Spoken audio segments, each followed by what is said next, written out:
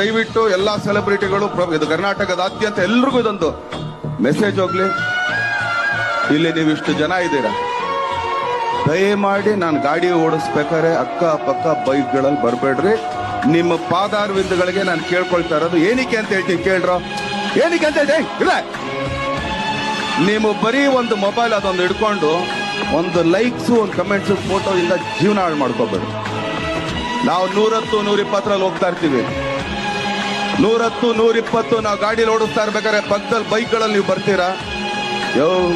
ಯೋಚನೆ ಮಾಡ್ರೆ ಬದುಕಿದ್ರೆ ಇನ್ನೊಂದ್ಸಲಿ ನಾನು ನೋಡ್ತೀರಾ? ನನ್ನ ಹಾಳಾಗೋಗ್ಲಿ, ನೀವು ನಾನು ನೋಡದೇ ಇದ್ರು ಪರವಾಗಿಲ್ಲ.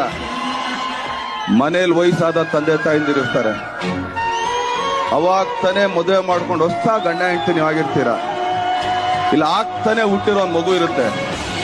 ನಿಮಗೇನಾರು ಹೆಚ್ಚು ಕಮ್ಮಿ ಆದ್ರೆ ನಿಮ್ಮ ಮನೆಯವರು ಸಾಯೋದ್ ತನಕ ನನ್ನನ್ನು ದೂಷಿಸ್ತಾರೆ. ಅದು ನಿಮ್ಗಿಷ್ಟಾನಾ?